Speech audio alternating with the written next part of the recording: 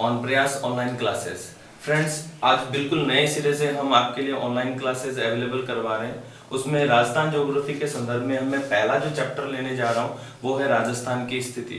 Continue आप हमारे साथ बने रहिए और अभी आपका वीडियो जो है हमारा वो शुरू करते हैं। तो पहला जो टॉपिक है वो है राजस्थान की स्थिति। राजस्थान की स्थिति को हम जो देखने वाले हैं वो कुछ पार्ट्स हैं। उनमें हम सबसे पहले देखेंगे राजस्थान को ग्लोब पर अथवा हम कह सकते हैं मानचित्र पर, ठीक है। दूसरा हम देखेंगे इसे विश्व के यानी एशिया के संदर्भ में और इसके बाद हम देखेंगे इसे भारत के संदर्भ में।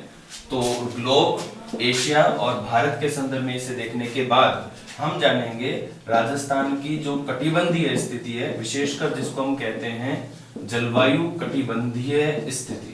ओके, तो बिना देरी किए शुरू करते हैं हमारा आज का जो लेसन है। हम ग्लोब अथवा मानचित्र पर राजस्थान की स्थिति को देखते हैं।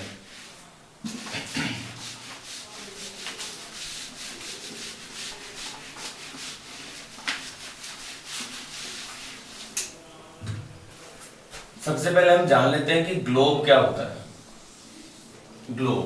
ग्लोब वास्तव में पृथ्वी की प्रतिकृति है, यानी हम यूं कह सकते हैं कि ग्लोब इसका एक मॉडल है, पृथ्वी का मॉडल है। और इस ग्लोब पर दो ध्रुव होते हैं, एक है अपना नॉर्थ पोल और एक होता है अपना साउथ पोल। ओके, अब ये वाली जो रेखा है दोनों ध्रुवों को जोड़ते हुए, जिसको हम 0 डिग्री देशांतर कहते हैं, ये कहलाती है ग्रीनविच रेखा। और पृथ्वी को दो बराबर भागों में विभाजित करते हुए एक अक्षांश रेखा है, 0 डिग्री अक्षांश रेखा, उसको हम कहते हैं भूमध्य रेखा। ओके, हमने ग्रीनविच को जाना, हमने भूमध्य रेखा को जाना। अब हम जानते हैं ग्लोब पर गोलार्ध क्या होते हैं। गोलार्ध, ठीक है। सबसे पहले हम बात करते हैं भूमध्य रेखा के संदर्भ में। अगर आप ध्यान से देखेंगे तो भूमध्य रेखा पृथ्वी को दो गोलार्धों में विभाजित करती है, एक उत्तरी गोलार्ध और एक हो जाता है हमारा दक्षिण गोलार्ध। इसके अलावा ऐसी जो ग्रीनविच रेखा है वो भी हमारी पृथ्वी को दो गोलार्धों में विभाजित कर रही है। एक ये हो गया हमारा पूर्वी गोलार्ध और एक ये हो जाता है हमारा पश्चिमी गोलार्ध।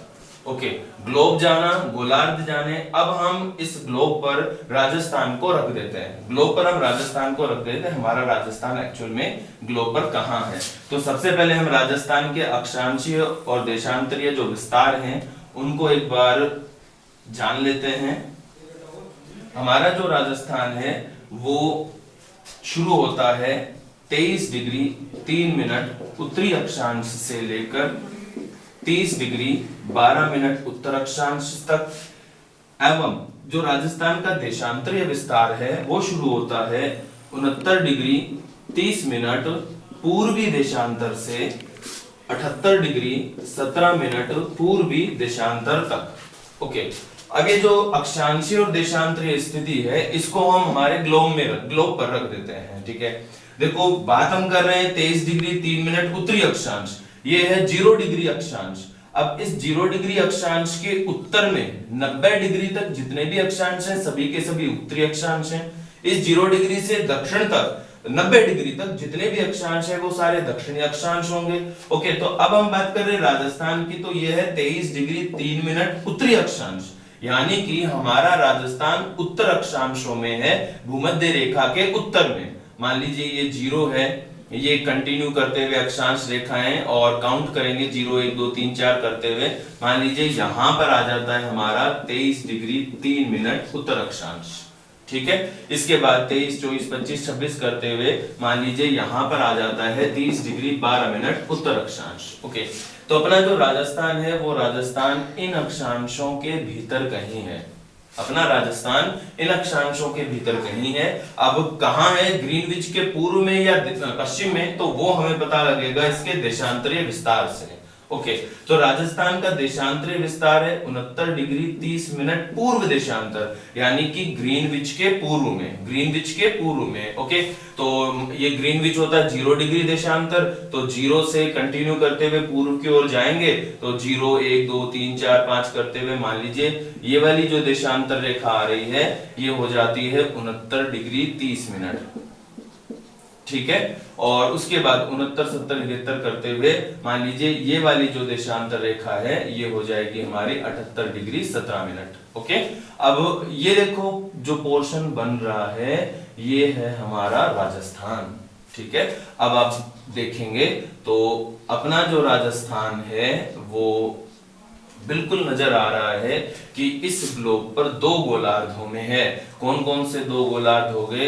एक गोलार्ध ये हो गया जिसको हम कहते हैं उत्तरी गोलार्ध, एक गोलार्ध ये हो गया जिसको हम कहते हैं पूर्वी गोलार्ध। यानी कि हमें इस जो हमने पढ़ा इसका जो क्वेश्चन जो था वो क्वेश्चन ऐसे आना था कि अपना राजस्थान विश्व मानचित्र पर अथवा ग्लोब पर कितने गोलार्धों में है या कौन कौन से गोलार्धों में है। तो आंसर हो गया दो गोलार्धों में है, और कौन कौन से हैं वो? तो वो हो जाएंगे उत्तरी एवं पूर्वी गोलार्ध। ओके, ये तो हमारी पहली स्थिति क्लियर हो गई, ग्लोब पर राजस्थान कहाँ है। अब हम बात कर रहे हैं कि हमारा जो राजस्थान है वो एशिया में कहाँ है, यानी ग्लोब या मानचित्र की हम बात कर ली है हमने। अब हम देखते हैं कि एशिया में हमारा भारत कहाँ है, सॉरी राजस्थान कहाँ है।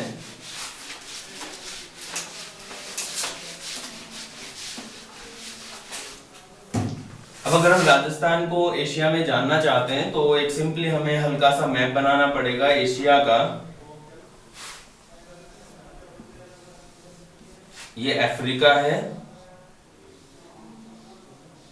ये अरब प्रायद्वीप है ये वाला, और ये अपना भारत। ठीक है, और ये आगे फिर यूरोप और एशिया पर ने कंटिन्यू बना लिए। ठीक है, यहां से ये गुजरती है, ये थोड़ा पीछे है, यहां से ये गुजरेगी हमारी ग्रीनविच लाइन। ठीक है, और ये हो जाएगी हमारी भूमध्य रेखा।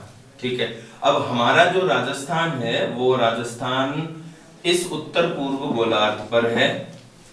अब देखो एशिया को अगर हम डिवाइड करते हैं दिशाओं में तो एशिया ये हो गया उत्तर, ये दक्षिण, ये पूरब और ये पश्चिम। ठीक है, तो अगर भारत को हम देखें कि भारत किन एशियाई देशों में स्थित है, तो अपना जो भारत है वो है दक्षिण एशियाई देशों में। अब जब भारत दक्षिण एशियाई देशों में है तो भारत में कौन है? ये हमारा यहाँ राजस्थान। तो राजस्थान भी एशिया के कहाँ हो जाएगा? दक्षिण में, यानी हम दक्षिण एशिया में स्थित हैं। ओके, तो ये हमने दूसरी स्थिति क्लियर कर ली है कि हमारा राजस्थान एशिया में कहाँ है। ठीक है, तो एशिया में कहाँ हो गया? दक्षिण एशिया में है। अब हमें जान लेंगे हम कि भारत में राजस्थान की क्या स्थिति है, भारत में राजस्थान कहाँ है। इसके लिए हम फटाफट से एक मैप बनाएंगे और फिर जान लेंगे कि हमारा जो राजस्थान है वो भारत में कहाँ है। मान लीजिए ये अपना भारत है, ये पूरा नहीं बना रहा मैं, केवल राजस्थान को इंडिकेट करने वाला जो पोर्शन है वो मैं बना देता हूं। ठीक है, ये अपना राजस्थान। अगर हम भारत को दिशाओं में विभाजित करें तो ये इधर नॉर्थ हो गया, ये साउथ हो गया, ये ईस्ट हो गया, ये वेस्ट हो गया। अब देखो ये कौन है? ये हो गया नॉर्थ एंड वेस्ट। ठीक है, यानी कि उत्तर पश्चिम। एक सिंपल सा क्वेश्चन और उसका आंसर कि भारत के संदर्भ में राजस्थान की निरपेक्ष स्थिति कहाँ है, तो भारत के संदर्भ में हम कहाँ हैं? उत्तर पश्चिम में। ठीक है, ये ध्यान रखना। तो राजस्थान की स्थिति हमने भारत के संदर्भ में भी जान ली है। अब हम जान लेते हैं हमारी लास्ट स्थिति है भारत की, लास्ट जो स्थिति सॉरी राजस्थान की हम कटिबंधीय स्थितियों को जान लेते हैं। कटिबंध क्या होते हैं पहले मैं ये बता देता हूं आपको। कटिबंध जो होते हैं वो क्या होता है, जैसे मान लीजिए ये हमारा ग्लोब है।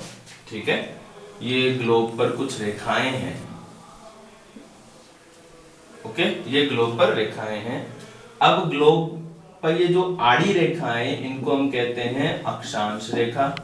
इन अक्षांश रेखाओं के मध्य की जो दूरी होती है, इन अक्षांश रेखाओं के मध्य की जो दूरी होती है वही क्या कहलाती है, कटिबंध कहलाती है। ठीक है, अब जलवायु का निर्धारण करते हैं ये कटिबंध, और किन जलवायु कटिबंधों में हमारा राजस्थान आता है हम उसकी बात करने वाले हैं। तो एक बार हम अपना राजस्थान ड्रॉ कर लेते हैं।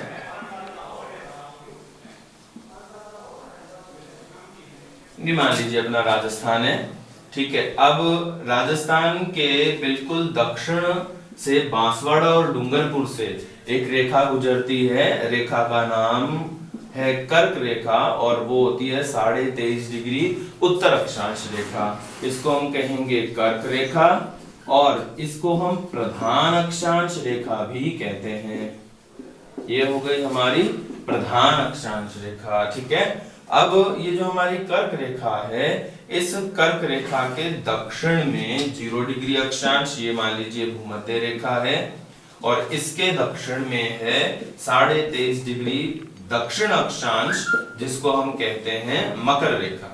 राइट, अब देखो मकर, भूमध्य और कर्क रेखा, सूर्य का जो उत्तरायण और दक्षिणायन है इन्हीं रेखाओं के मध्य होता है, ये आप जानते ही होंगे। 21 जून को सूर्य बिल्कुल सीधा रहता है कर्क रेखा पर।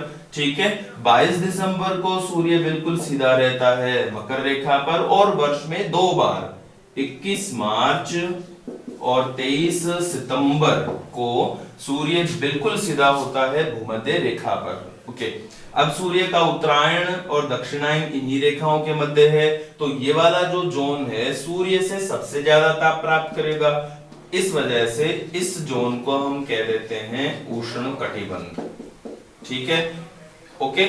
इसके बाद इसके ऊपर करीब 45 डिग्री तक का जो क्षेत्र है, दोनों ही क्षेत्रों में ऐसा होता है, दक्षिण में भी, तो ये वाला जो क्षेत्र है इसको हम कहते हैं उपोष्ण कटिबंध।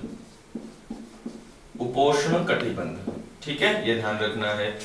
अब राजस्थान को आप देख लीजिए कि राजस्थान किन कटिबंधों में आता है। तो राजस्थान 2 जलवायु कटिबंधों में आ रहा है, एक तो उष्ण हो गया और एक कौन हो गया, उपोष्ण। अब इस पर 2 अच्छे क्वेश्चन बनते हैं, वो मैं आपको बता देता हूं। पहला जो क्वेश्चन बनता है वो ये कि राजस्थान का अधिकांश विस्तार किन कटिबंधों में है। तो इसका जो आंसर है वो क्या हो जाएगा, उपोष्ण कटिबंध।